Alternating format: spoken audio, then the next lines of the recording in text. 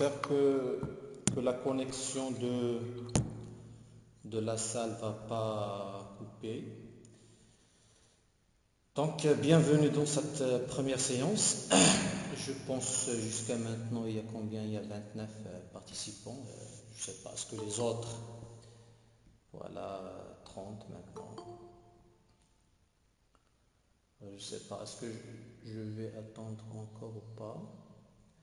Alors très bien, sinon je commence déjà par, de toute façon je ne vais pas maintenant afficher la cam. Voilà, donc je vais, voilà. Alors est-ce que s'il vous plaît, essayez de envoyer juste un message par texte parce qu'il faut désactiver les micros de chez vous. Est-ce que vous arrivez à voir les slides? Oui. Très bien. Alors parce que c'est mon première expérience. Bien, c'est ma première expérience, donc c'est pour cela je suis en train de m'assurer est-ce que toutes les choses vont comme il faut. Alors en fait, je vais commencer la présentation et aujourd'hui nous avons deux objectifs principaux qui sont toujours dans les listes simplement chaînées, mais cette fois-ci nous allons essayer de mettre en place une liste simplement chaînée, mais en utilisant deux pointeurs, parce que la finalité est de faciliter l'accès au dernier élément et aussi probablement faire autre avantage, bien réaliser autre avantage en utilisant les listes simplement chaînées, en utilisant deux pointeurs. Donc, bien sûr, un petit rappel de ce que nous avons déjà fait. Donc, on a essayé dans la première partie d'apprendre un peu de concepts de base dans laquelle nous avons fait un petit cours et des exercices. Ensuite, nous avons introduit les structures de données. Et actuellement, nous sommes dans des listes simplement chaînées, sachant que nous avons réalisé un ensemble d'exercices et aussi des parties de ces applications-là. Par exemple, pour cette application-là, nous avons réalisé la gestion de produits et aussi on a essayé de mettre en place une application de KNN, c'est l'algorithme machine learning. Et aussi, de toute façon, on va essayer de revenir une autre fois, peut-être dans une autre présentation enregistrée, pas en direct, mais sur vidéo qui sera publiée sur YouTube. Et maintenant, toujours dans cette partie-là, nous allons essayer de faire, ou bien de mettre en place des listes simplement chaînées, mais à la base de double pointeur, et on va essayer de voir quels sont les avantages de cette partie. Et surtout que cette partie-là, c'est-à-dire la liste simplement chaînée avec double pointeur, elle va largement nous simplifier la tâche pour introduire le concept de liste doublement chaînée. Parce que pour mettre en place une liste doublement chaînée, nous allons voir par la suite qu'elle se base, ou bien il se base sur les listes simplement chaînées se basent sur les listes doublement chaînées, se basent sur les listes simplement chaînées à double pointeur. Dans cette partie, nous allons essayer de réaliser deux petites applications et quelques exercices. Alors, ici, c'est les rappels ou bien de l'objectif des structures de données. Bien sûr, ici, les listes simplement chaînées. Tout ce qui est en noir, nous l'avons déjà fait. Il reste quelques éléments qui sont en rouge. De toute façon, on aura l'occasion de les faire par la suite. Alors, pour des listes simplement chaînées, je rappelle que pour mettre en place une application basée sur des listes simplement chaînées, tout simplement, on peut en fait, voilà, j'accepte quelques-uns de vos collègues. Donc, je rappelle que pour mettre en place une liste simplement enchaînée, il faut définir la structure de données qui est composée de deux parties principales, la partie de données et la partie qui mémorise l'adresse vers un élément suivant. Donc, il faut savoir définir la structure de données. Ensuite, il faut savoir créer un nœud ou bien un élément. De toute façon, nous avons adopté cette manière de faire. Et aussi, il faut savoir d'ajouter un élément et cette méthode-là, elle permet d'ajouter un entier à la fin de la liste simplement enchaînée. Donc, nous avons adopté cette démarche. Et aussi, il faut savoir afficher la liste, le contenu de la liste simplement enchaînée et ensuite réaliser un scénario d'exécution. Donc, ces 5 étapes constituent les étapes de base pour manipuler n'importe quel conteneur, à savoir les listes simplement enchaînées, doublement enchaînées, les arbres, les piles, les fils. Donc, toujours nous allons adopter la même démarche. Alors, pareil, de toute façon, nous avons déjà la réalisation de la liste simplement enchaînée a donné lieu à ce type de schéma. Donc, que je pense que nous avons déjà l'habitude de connaître quels sont les composants, bien qu'est-ce que ça signifie chaque élément. Donc, la tête de la liste, l'adresse du premier élément qui est dans la tête de la liste, le contenu des adresses des suivants jusqu'à le dernier élément qui contient nul. Donc, ça, on le connaît déjà. Maintenant, l'objectif, c'est de manipuler une liste simplement enchaînée avec double pointeur. Donc, comme d'habitude, l'objectif, dans un premier temps, c'est quelle est la structure de données qui va me permettre de réaliser ce type de liste simplement enchaînée à base de double pointeur. Et ensuite, il faut savoir comment créer et initialiser une liste. Et par la suite, nous allons essayer de voir comment ajouter des éléments à la fin de la liste. Et finalement, on doit être capable d'afficher la liste. Et bien sûr, cinquièmement, il faut mettre en place un scénario d'exécution qui va tester les différentes méthodes que nous allons essayer de les réaliser étape par étape. Alors,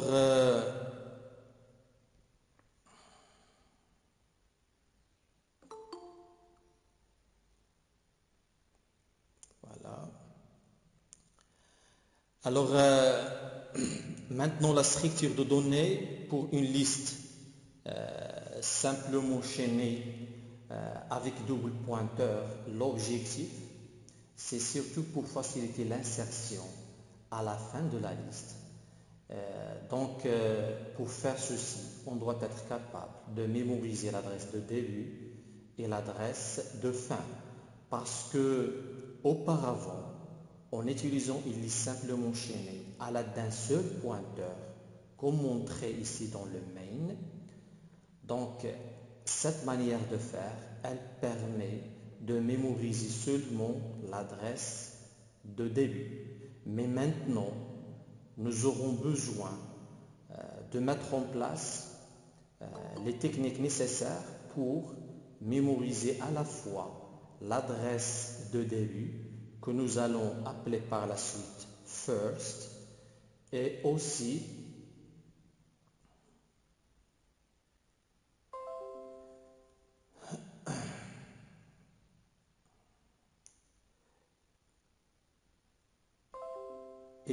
mémoriser la dernière adresse comme le cas de la première adresse.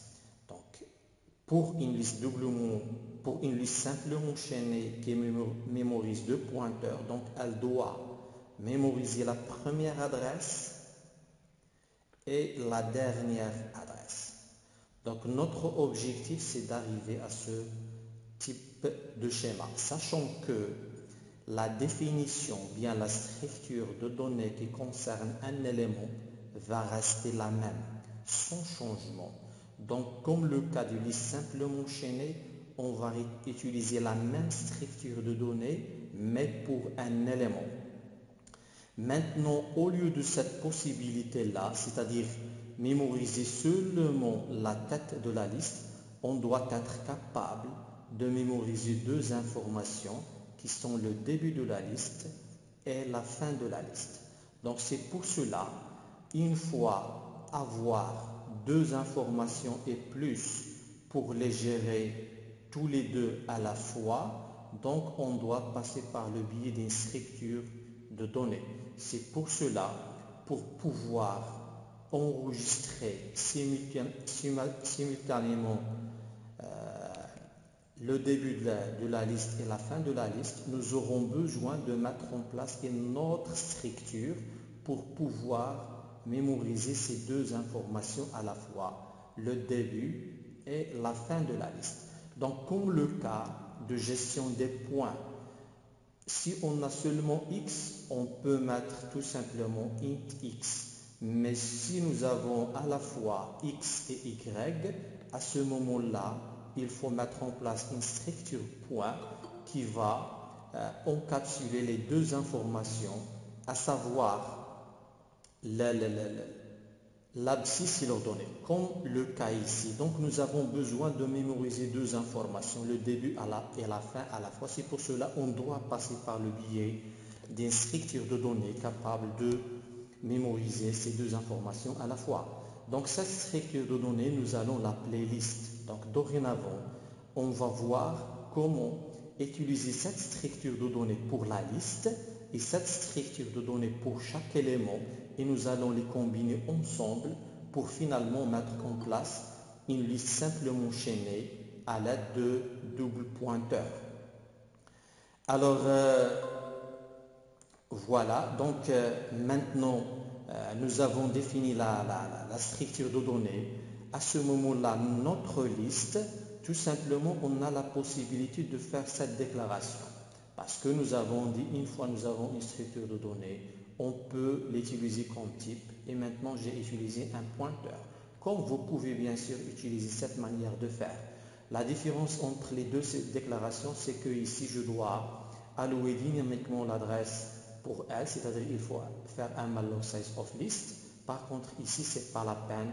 Vous avez déjà, à l'aide de cette instruction, vous avez déjà créé une mémoire qui contiendra deux adresses, l'adresse de début et l'adresse de fin.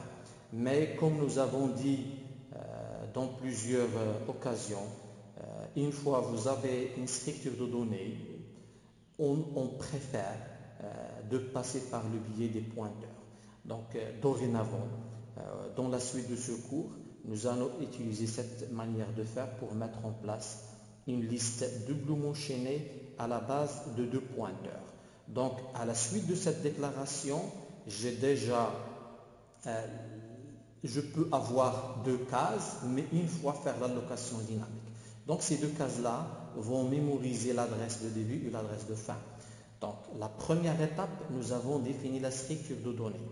Dans la deuxième étape, il faut commencer déjà par créer une liste simplement chaînée avec double pointeur qui ne contient aucun élément. Donc obligatoirement, il faut passer par déjà L égale à create list. Jusqu'à maintenant, je n'ai aucun élément, c'est-à-dire ma liste, elle ne contient aucun élément. Tout simplement, qu'est-ce que je vais voir? Je vais avoir une zone mémoire capable de stocker first et last. Et cette adresse-là, par exemple le cas ici 888, est récupérée automatiquement par le biais de create list. Et create list normalement doit allouer l'espace mémoire dans un premier temps. Et en deuxième temps, elle doit initialiser les champs à nul, c'est-à-dire mon premier élément elle est nul et mon deuxième élément elle est nul. Donc déjà, je vais commencer par coder cette première partie. Alors pour la partie implémentation, vous connaissez déjà, on va commencer déjà par la structure de données qui définit un élément. Donc on a l'habitude de faire ceci. Donc c'est notre élément, ça va rester la même chose. Donc la même chose dans une liste simplement chaînée avec un seul pointeur. Donc cette structure de données, elle ne va pas avoir de changement. Voilà. Donc déjà pour définir l'élément, c'est-à-dire c'est-à-dire définir la structure qui va permettre de gérer cette partie. Alors, la structure de données jusqu'à maintenant, c'est pour gérer les entiers. Donc, je vais mettre tout simplement data.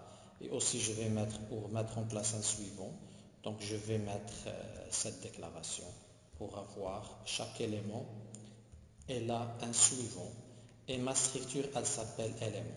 Donc, maintenant, qu'est-ce que je vais faire? Je vais, bien sûr, définir la deuxième structure de données qui va donner lieu à ce type de représentation graphique, c'est-à-dire une structure qui mémorise à la fois le début de la liste et la fin de la liste. Alors, je vais faire ceci. Donc, c'est une autre structure de données. Donc, structure de données qui est simple et dont l'objectif, c'est tout simplement enregistrer l'adresse de début et l'adresse de fin que je vais l'appeler liste. Alors là, cette structure, bien sûr, elle contient quoi? Elle contient deux adresses. Et chaque adresse, il contient l'adresse d'un élément. Donc ces deux adresses-là, ce sont de type élément. Ce que je vais faire ici. Alors là,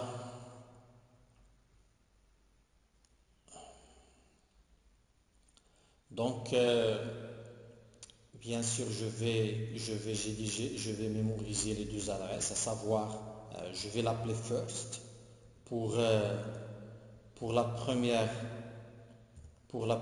adresse et aussi une adresse vers le dernier, donc qui va tout simplement, qu'on va l'appeler last. Voilà. Donc j'ai défini les structures de données, mais nous avons dit dans une liste simplement enchaînée à l'aide d'un seul pointeur, donc on avait l'habitude d'utiliser cette manière de faire.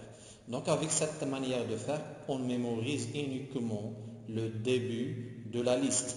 Par contre, maintenant, si je vais mettre liste, étoile L, à la fois je vais mémoriser le début de la liste et la fin de la liste. Alors c'est pour cela, on doit déjà mettre en place une fonction qu'on va l'appeler createList et qui va tout simplement, cette fonction-là, elle va faire quoi? Elle va initialiser notre liste. Donc l'objectif, bien sûr, c'est de retourner une adresse. Alors, avant ça, il faut créer le L, ou bien je vais l'appeler liste, par exemple. Monsieur, on n'entend pas bien, il y a un problème de micro. Ah, d'accord. Depuis tout à l'heure, ou bien juste maintenant? Maintenant, c'est bon. Comment? Est-ce que ça coupe pas?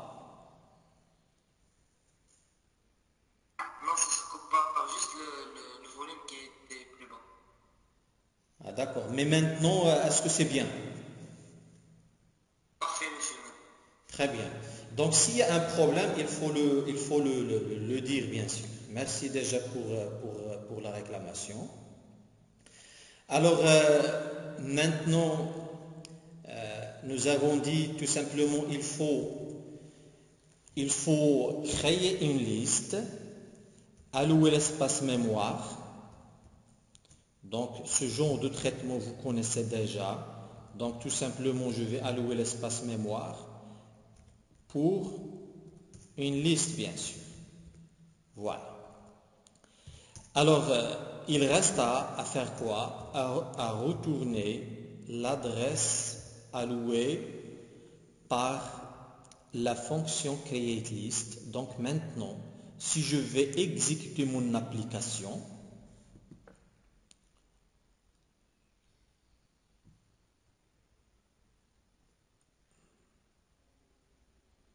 logiquement tout passe bien et je suis dans cette situation. C'est-à-dire, j'ai fait ce traitement dans le main et ma fonction createList, elle a déclaré un pointeur, elle a alloué l'espace, j'ai pas encore initialisé les champs. Et l'initialisation des champs est très importante, il ne faut pas l'oublier. Donc liste, il a quoi? Il a deux champs. Il a first, que je dois l'initialiser à nul, et il a last, bien sûr que je dois l'initialiser à nul. D'habitude, dans une liste simplement chaînée avec un seul pointeur, on avait l'habitude de mettre ce traitement, c'est-à-dire si ma liste, elle s'appelle celle-là par exemple, liste 1, elle mémorise uniquement la tête de la liste et on avait l'habitude de mettre liste 1 égale à nul. Maintenant, tout ce traitement-là, nous l'avons changé et c'est la fonction createList qui doit initialiser à la fois l'adresse de début et l'adresse de fin. C'est-à-dire, une fois terminée l'exécution de cette partie-là, je suis face à ce schéma de mémoire. J'ai une zone mémoire qui est, bien sûr, qui est 888, qui est stockée dans L. Et cette zone mémoire, elle contient l'adresse de début qui est initialisée à nul et l'adresse de fin qui est initialisée à nul. Voilà, donc ça c'est la première étape. Maintenant, on passe à la deuxième étape qui va, bien sûr, est-ce que vous suivez bien? Est-ce qu'il n'y a pas de questions? S'il y a, s'il vous plaît, d'ambiguïté, n'hésitez pas à envoyer un message texto ou bien tout simplement vous pouvez l'exprimer par micro. Si les micros, bien sûr, ne dérangent pas les autres. Sinon, je vois déjà ici un ensemble de... Est-ce qu'il n'y a pas de message? Bonjour, bonjour, monsieur, je ne vous entends pas. Donc, je vais tout simplement dire bonjour tout le monde encore. Voilà. Donc, j'espère que vous allez bien et que ça marche très bien chez vous et que vous êtes tranquille et que vous suivez bien ce cours-là. Mais je vous invite, s'il y a ambiguïté, il faut me demander à l'instant qu'il faut. Je rappelle, jusqu'à maintenant, nous avons fait quoi? Nous avons mis en place le traitement nécessaire tout simplement pour créer une liste. Et cette liste-là, elle ne contient aucun élément, elle est vide. Jusqu'à maintenant, vous ne voyez pas de place pour l'élément. Tout simplement, c'est une structure qui stocke l'adresse de début et l'adresse de fin et qui sont initialisées à nul. Maintenant, l'objectif, c'est d'ajouter un élément à la fin d'une liste simplement chaînée avec double pointeur. Je rappelle, pour les nouveaux arrivés, donc nous sommes en train de mettre en place une application de liste simplement chaînée, mais en utilisant double pointeur et pas uniquement un seul pointeur. Alors l'objectif maintenant, c'est d'ajouter un élément à la liste. Donc toujours, on va suivre la même philosophie, c'est-à-dire ma méthode ou bien ma fonction ajoutée, elle doit recevoir un paramètre qui représente la donnée à ajouter dans ma liste et aussi le deuxième paramètre qui représente ma liste simplement chaînée.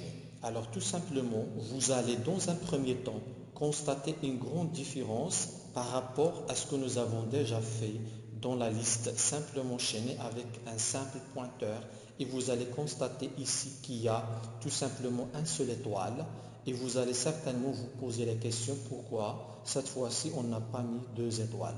Tout simplement pourquoi? Parce que ma liste, le L, je ne vais pas modifier le L une fois ajouté une donnée au début ou bien à la fin de la liste.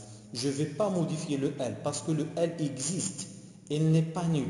Je ne peux ajouter un élément à ma liste sauf si ma liste existe déjà. C'est-à-dire je ne vais pas le traitement dans AddData, son objectif c'est pas de chercher est-ce que L est nul. Non. Par contre, il va vérifier est-ce que L flèche first est nul. Donc c'est pour cela, on n'a pas besoin de passer l'adresse de L pour modifier cette information. Par contre, si on souhaite modifier cette information, à ce moment-là, il faut passer un double étoile.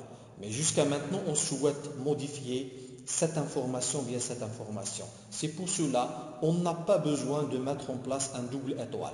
Jusqu'à maintenant, le L contient l'adresse et je peux accéder à ces deux informations-là par le biais de cette adresse-là, flash first, ou bien cette adresse flash last. Alors maintenant, add data, qu'est-ce qu'elle va faire? Comme les listes simplement chaînées à l'aide d'un seul pointeur, je vais commencer par créer l'élément. Donc c'est pour cela, je vais mettre en place une autre fonction qui va bien sûr créer un élément. Et cette fonction-là, normalement, elle ne va pas être changée par rapport à ce que nous avons déjà fait dans la liste simplement chaînée avec un seul pointeur. Donc même chose que liste simplement chaînée avec un seul pointeur. Voilà, donc c'est la même chose. Alors pour ce traitement-là, qu'est-ce qu'on avait fait pour créer un élément? Donc on peut l'appeler new element, d'accord? Donc new element, bien sûr new element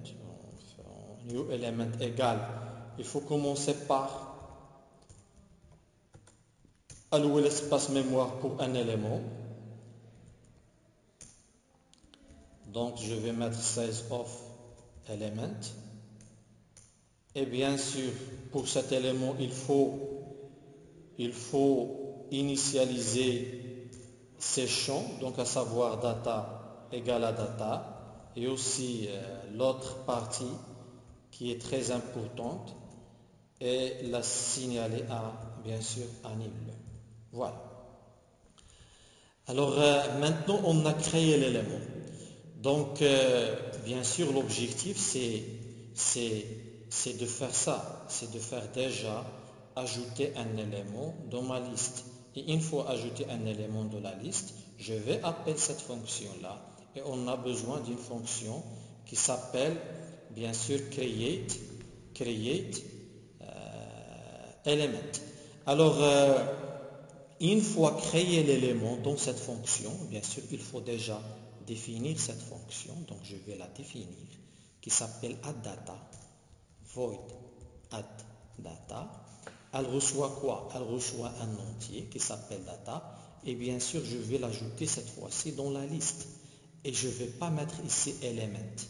Si je vais mettre element, je reviens vers la démarche classique, c'est-à-dire il s'agit d'une liste simplement chaînée qui mémorise juste le début de la liste. Par contre, maintenant, nous allons faire ça, c'est-à-dire je connais à la fois le début de la liste et la fin de la liste. Et ici, bien sûr, cette fonction-là, le traitement va être changé par rapport à la méthode classique. Dans le cas où on avait réalisé la méthode addData dans une liste simplement chaînée. Donc, c'est différent par rapport à l'ajout à la fin de la liste simplement chaînée à l'aide d'un seul pointeur, avec un seul pointeur. Seul pointeur, qui est le début. De toute façon, la manière classique, l'objectif c'était uniquement de mémoriser le début de la liste. Alors maintenant, bien sûr, le traitement va changer, mais ça n'empêche que nous allons commencer par quoi? Par déjà créer notre élément qui s'appelle E. Donc E là, on va l'appeler, il va recevoir tout simplement create element data. Alors maintenant, j'ai fait quoi jusqu'à maintenant? Alors jusqu'à maintenant, j'ai ma liste qui ne contient aucun élément. Et je souhaite, une fois cette fonction exécutée, elle doit ajouter cet élément dans ma liste simplement chaînée avec double pointeur. Jusqu'à maintenant, cet élément, il n'est pas ajouté à ma liste parce que jusqu'à maintenant, la liste, le début, son début, il est nul et sa fin aussi, elle est nulle, c'est-à-dire elle ne contient aucun élément. D'accord? Donc c'est le début ou bien la fin. c'est pareil. Soit le début ou bien la fin ou bien les deux qui sont nuls, c'est-à-dire ma liste simplement chaînée avec double pointeur ne contient aucun élément. Ça se voit d'après le schéma ici que ma liste ne contient aucun élément. Jusqu'à maintenant, qu'est-ce que j'ai fait? Je suis en train de réaliser cette fonction et j'ai créé un nouveau élément, c'est-à-dire l'étape 1 est terminée dans la méthode ou bien dans la fonction addData. Maintenant, il faut l'ajouter à la fin de la liste parce que l'objectif c'est de faire l'ajout à la fin de la liste. Nous avons deux cas. Le premier cas, la liste est vide et le deuxième cas, bien sûr, la liste n'est pas vide. Maintenant, pour le cas où la liste est vide, comment ajouter mon nouveau élément dans ma liste? Alors, les étapes qu'il faut suivre, ce sont les suivantes. L'élément créé, parce que ma liste elle est vide, va constituer à la fois le début et la fin de la liste.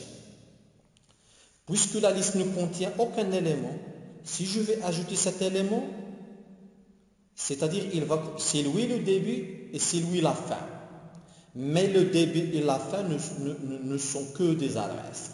Alors, une fois faire ceci, d'accord, c'est-à-dire l'élément créé va constituer à la fois le début et la fin de la liste simplement chaînée. C'est-à-dire, cette adresse qui concerne l'élément, elle va être à la place de nul dans first, je vais mettre 100. Et à la place de nul dans last, je vais faire aussi 100.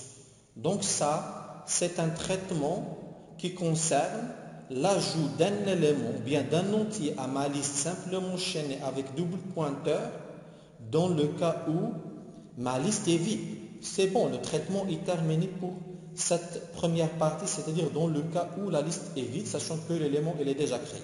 Donc tout simplement, je vais traduire exactement cette démarche qui est montrée dans la slide, je vais la traduire par le code.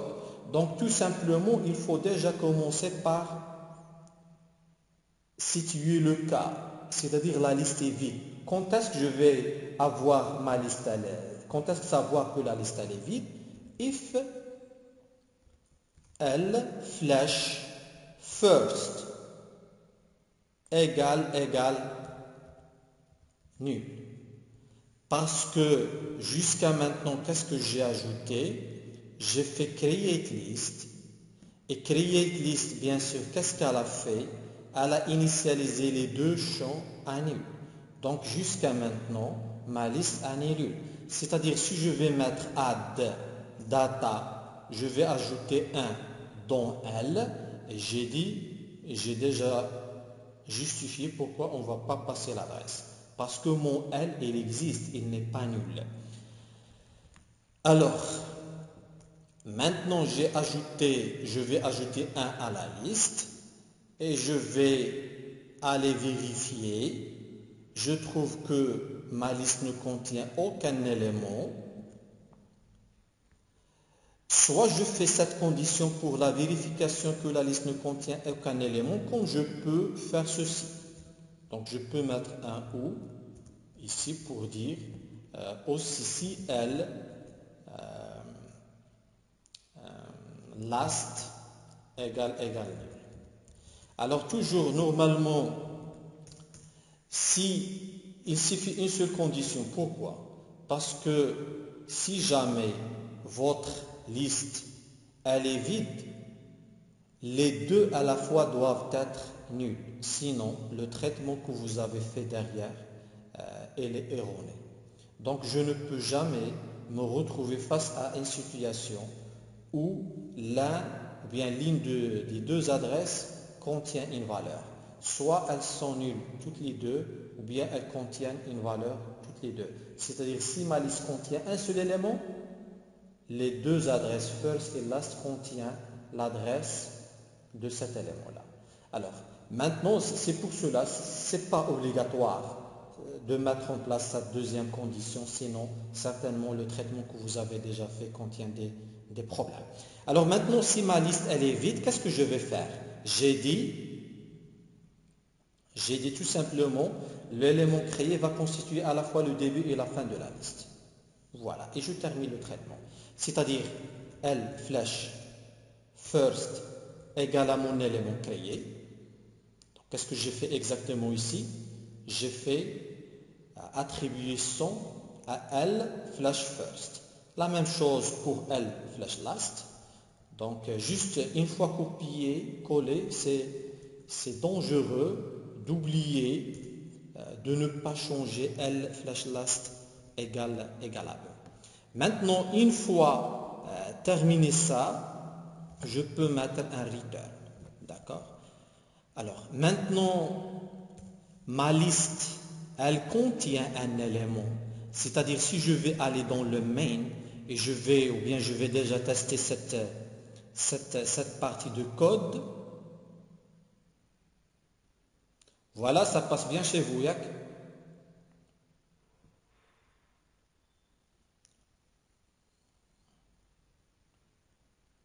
Oui, oui, très bien. Alors, tout simplement, je vais ajouter cet élément-là. Je vais exécuter mon application pour voir qu'est-ce que ça va donner. Voilà, il n'y a aucune erreur. Maintenant, mon élément est certainement ajouté à la liste. Alors, déjà, ici, je vais mettre print. Avant d'ajouter, je souhaite afficher un ensemble d'informations. La première information affichée, c'est l'adresse de la liste, L.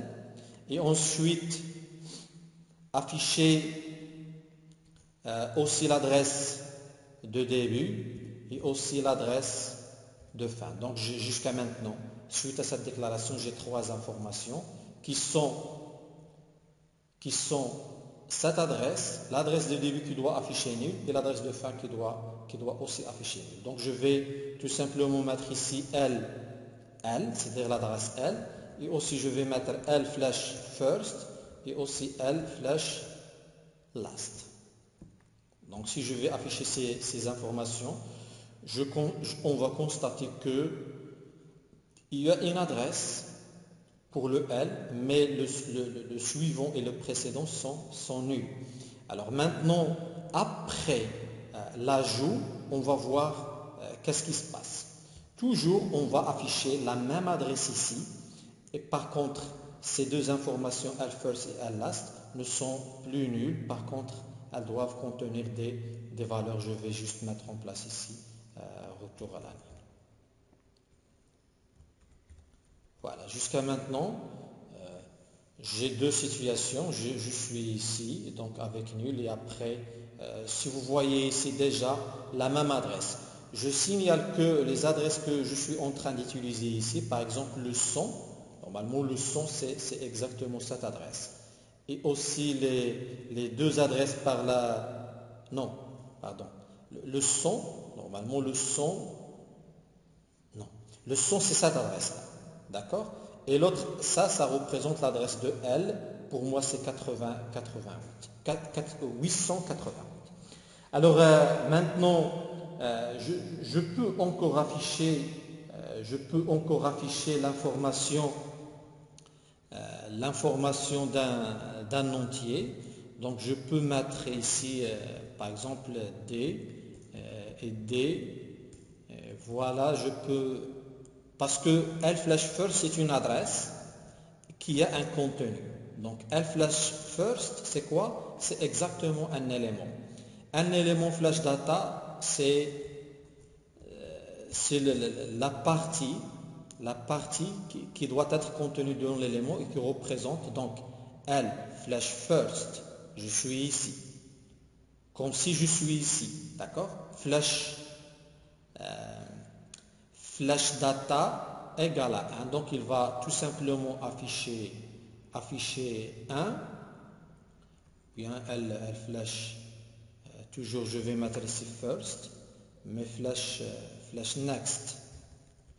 Donc, j'ai affiché le contenu et le suivant. Ici, je vais annuler ça. Et la deuxième, c'est une adresse. Donc, j'affiche les informations dans mon premier élément par le biais de L. D'accord? J'affiche l'information et le suivant. Donc ici, tout simplement, je peux faire la même chose pour last. Et j'affiche la même information aussi pour last. Voilà, si je vais exécuter mon application, vous voyez que 1. Alors là, il y a un petit... Oui, ça c'est vrai parce que le suivant, parce que l'élément, notre élément, ce qui est important, son suivant, elle est nulle. C'est pour cela, cette exécution, elle est correcte. J'ai un seul élément qui est dans la liste et qui est la fin et le début de la liste. Alors je reviens vers le traitement. Maintenant nous avons fait la première partie. Qu'est-ce qu'il reste? Il reste si jamais la liste contient des éléments.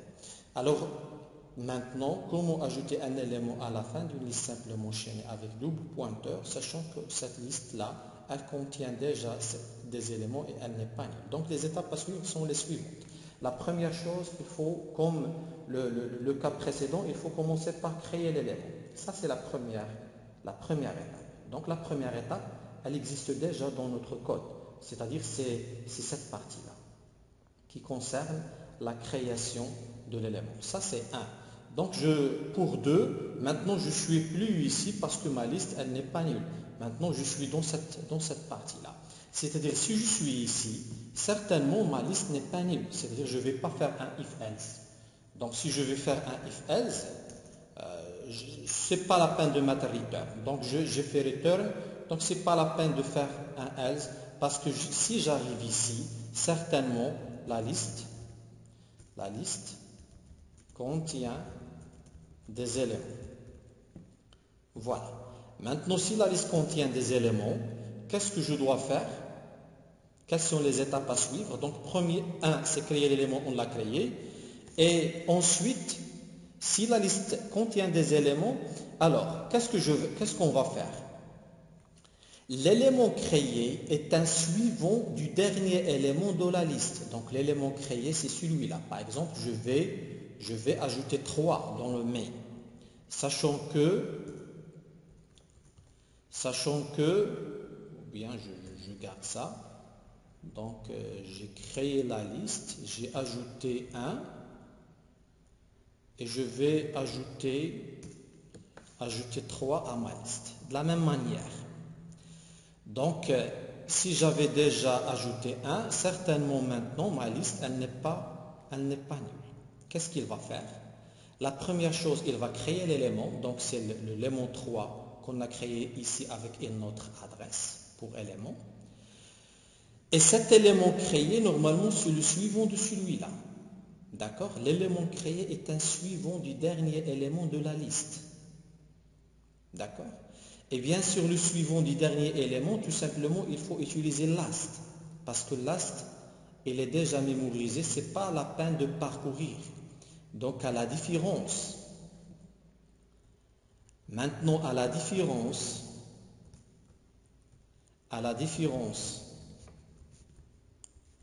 des listes simplement chaînées avec un seul pointeur, maintenant, ce n'est pas la peine. On ne cherche pas la dernière position. Par contre, la position, la fin de la liste, oui. Alors, quelqu'un tape dans la porte, Ayman Reda. Voilà, il vient peut-être de se réveiller. Donc, maintenant, j'ai dit quoi? Qu'est-ce que je vais faire? Donc, la fin de la liste est mémorisée dans last. C'est-à-dire, ce n'est pas la peine de chercher Khawla Drouch qui est joint notre présentation. Donc, bienvenue. Alors, je reviens ici. Donc, la fin de la liste, oui. Vous avez dit quelque chose?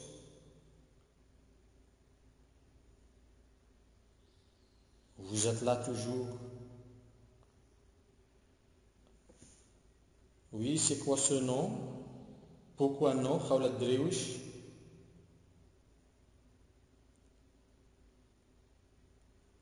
Très bien, c'est pas grave. Donc, voilà. Donc,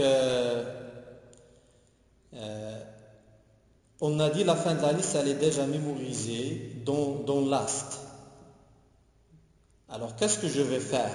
Je ne vais pas chercher la position dernière, la dernière position, mais tout simplement, elle existe dans last. Donc, l'élément créé est un suivant du dernier élément de la liste. L'élément créé, c'est notre new element, ou bien ici, je l'ai appelé peut-être tout simplement E.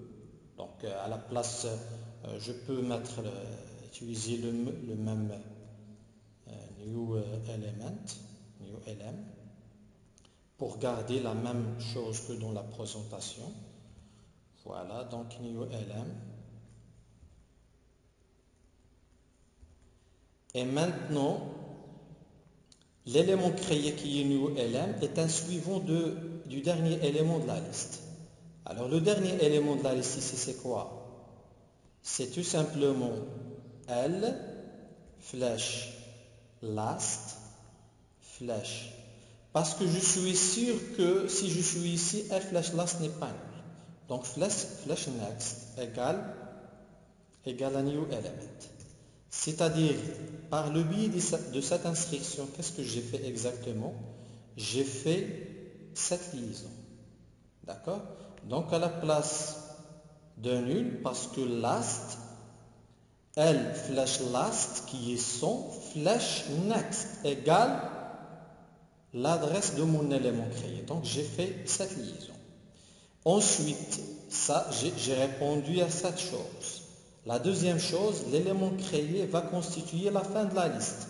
C'est normal. Maintenant, si je garde ça comme ça, c'est-à-dire jusqu'à maintenant, puisque ces deux adresses sont égales, jusqu'à maintenant, ma liste contient un seul élément. Par contre, il faut mettre ça. C'est-à-dire l'élément créé va constituer la fin de la liste. Vous voyez? Donc, je vais changer uniquement la fin de la liste. Donc, comment la changer? Par le biais de mon instruction, c'est-à-dire L flèche last égale à quoi? Égale à new element.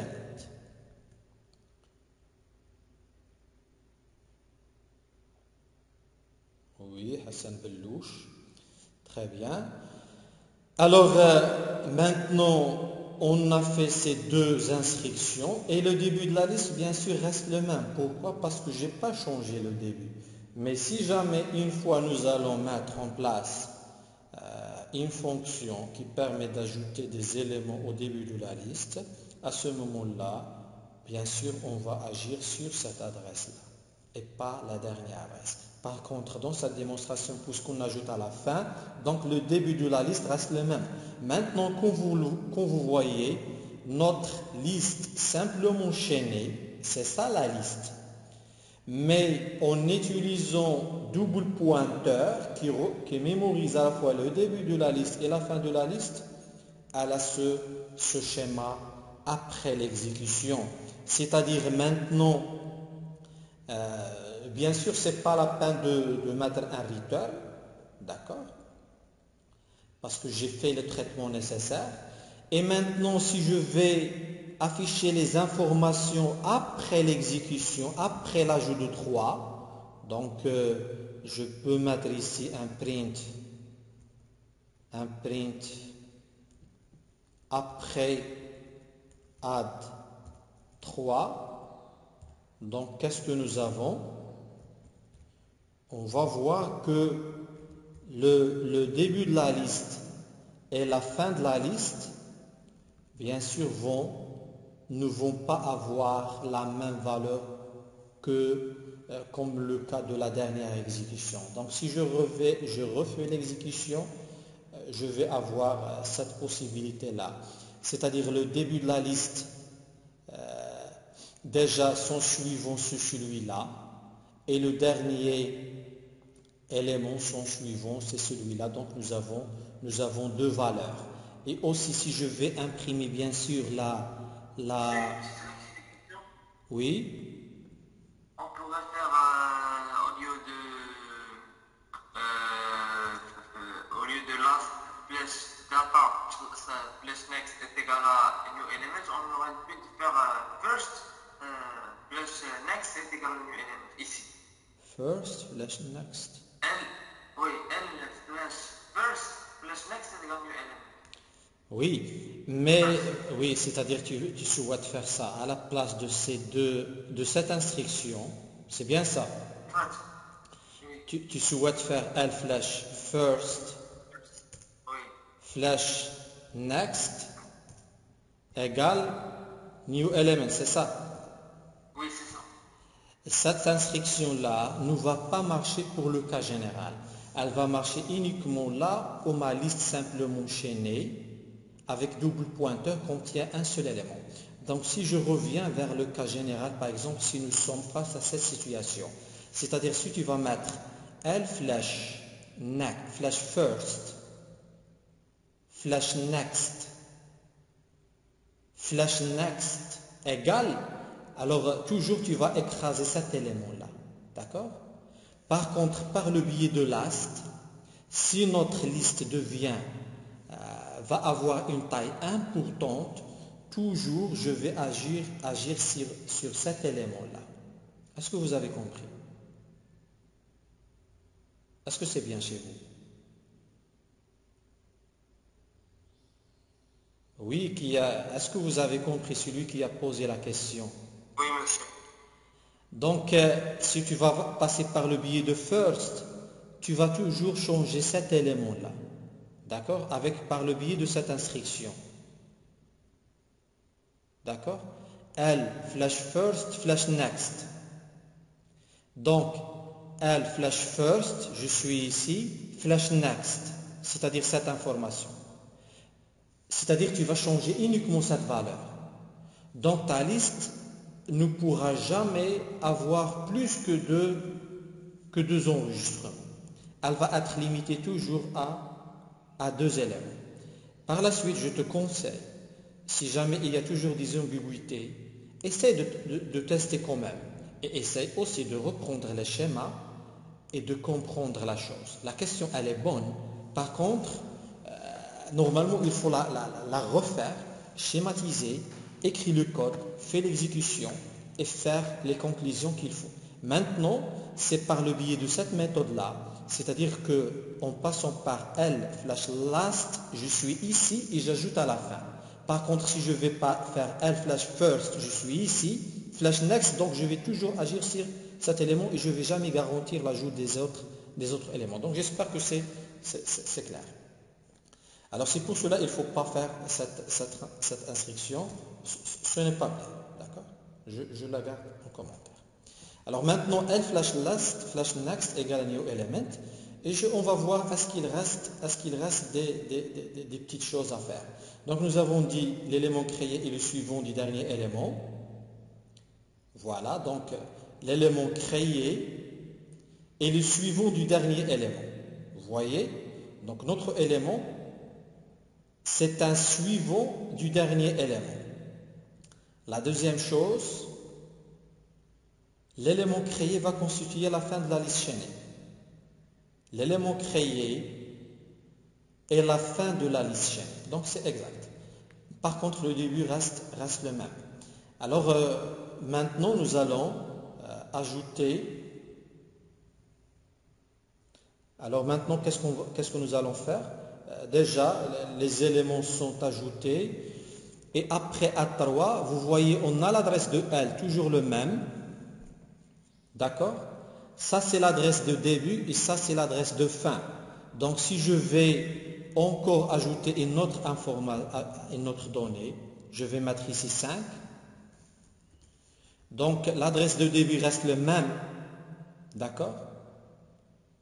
Et l'adresse de fin va changer. Ici, c'est après add 3, 5, je peux mettre 6.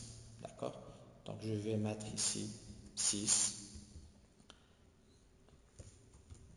et 9. Maintenant, si je vais faire l'exécution, certainement les choses marchent. Le dernier élément, le premier élément c'est 1, son adresse, son suivant c'est celui-là. Le dernier élément c'est celui-là, la valeur 9, son suivant elle est nulle, comme j'ai marqué ici. Donc maintenant nous sommes face à cette situation-là, c'est-à-dire j'ai ajouté l'ensemble des éléments en voyant les deux techniques. Et je résume, vous avez constaté que pour le cas d'une liste simplement chaînée à la base du pointeur, ce n'est pas la peine de chercher la fin de la liste parce que déjà la fin de la liste, elle est enregistrée dans l/last. Par contre, auparavant, on était en train de... on avait cherché la dernière position qui s'appelle position bien pointeur. Donc, flash next égale à niveau element. Voilà. Donc, ça, c'est pour l'ajout. Qu'est-ce qu'il reste maintenant? Il reste tout simplement à afficher la liste. Donc, pour afficher la liste, on va suivre c'est très simple. Donc, à partir du début, pour afficher la liste, à partir du début qui est l/first, donc afficher élément courant, afficher cette information et se déplacer vers le suivant. Donc, afficher, c'est très simple. Donc, je vais la faire assez rapidement. Donc, display liste. Tout simplement, il faut passer liste. D'accord? Et normalement, je vais parcourir bien sûr les éléments. Donc, je peux mettre un courant ici. C'est une adresse. Et courant, normalement, qu'est-ce qu'elle contient? Elle contient flash first. Bien sûr, je vais afficher depuis le début. Et while, je vais mettre tout simplement while CRT différent de, ou bien while CRT, tout simplement. Je peux mettre print, d'accord? Print pourcentage D, je vais mettre ça pour afficher courant flash. Donc quelqu'un tape dans la porte. Voilà, Hamza. Alors, je vais faire ça. Donc, flash data, je vais afficher. Voilà. Donc, tout simplement, display, elle est très simple. Oui, bonjour. Donc, display liste, et je dois passer la liste. Voilà. Donc, maintenant, oui, quelqu'un, il parle. Alors, voilà, il y a une boucle infinie, très bien, parce que je suis toujours dans le premier élément. Certainement, je n'ai pas déplacé, je n'ai pas fait courant égal à courant next. Donc, courant égale à courant flash next. D'accord? Donc, voilà, flash next. Voilà. Et voilà, j'affiche toutes les informations. Donc, ici, j'affiche la liste. Donc, tout simplement, je vais mettre ici un print ici des displays.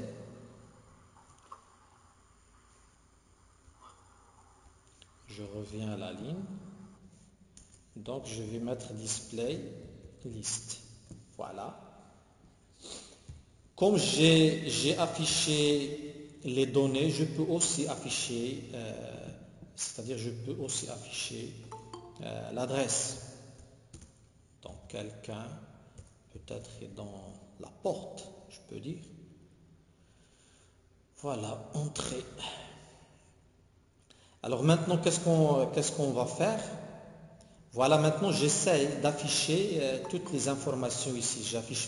J'affiche la donnée et l'adresse, donc de chaque élément. Pourquoi j'utilise souvent @100, @400 et ainsi de suite? Parce qu'on ne peut pas prévoir les adresses récupérées pendant l'exécution. Donc c'est pour cela maintenant, je vais pour chaque information, pour chaque élément, j'affiche à la fois son adresse et aussi ses informations. Son adresse et ses informations, et je peux même afficher son suivant si vous voulez. Donc je peux afficher aussi ça, flash next, pour voir qu'est-ce que ça va donner. Donc il y a 3 informations. Donc qui sont l'adresse de l'élément lui-même, son contenu et l'adresse de son suivant. Donc l'adresse de l'élément, son contenu et son suivant. Donc vous voyez, le premier élément c'est celui-là, d'accord, son contenu c'est ça, son suivant c'est celui-là. Donc vous voyez le suivant c'est celui-là, donc qui devient un élément et ainsi de suite jusqu'à le dernier qui a un suivant qui est nul. Donc voilà, cette première démonstration touche à sa fin. Donc déjà nous avons fait les choses suivantes pour rappeler rapidement. Donc voilà, l'objectif c'était de mettre en place une liste simplement enchaînée avec double pointeur, dont les objectifs c'est définir la structure, créer et initialiser une liste, ajouter des éléments à la fin et afficher la liste. Donc ce que nous avons fait exactement ici, on a commencé par créer les structures de données nécessaires et les justifier.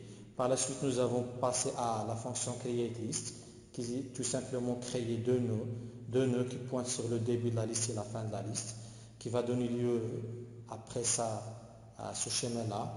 Par la suite, nous avons ajouté des éléments à la fin de la liste. On a deux cas. Le premier cas, si la liste elle est vide, alors il faut passer par les étapes suivantes. Et aussi si la liste elle est pleine, c'est-à-dire au moins elle contient un élément. Donc nous avons ajouté un nouveau élément, nous avons fait les changements nécessaires et le code aussi nécessaire. Et nous avons aussi ajouté plusieurs éléments. Et vers la fin, nous avons réalisé la fonction afficher la liste. Maintenant, nous allons essayer de mettre en place, je vous donne, donc si vous avez compris, donc j'espère que vous avez compris, parce que là, malheureusement, je ne vois pas les visages de mes étudiants, c'est une chose, c'est très dommage. Donc pour savoir est-ce que vous comprenez ou bien vous ne comprenez pas. Sinon, dans cette première étape, oui, je liste doublement enchaînée. C'est quoi cette question? Attendez. Alors, j'ai bien compris cette partie. Très bien. Rachid, oui. Monsieur, quels sont les avantages d'une liste doublement enchaînée à part quelle? Non. Jusqu'à maintenant, on n'a pas encore traité une liste doublement enchaînée. On a utilisé une liste simplement enchaînée avec double pointeur.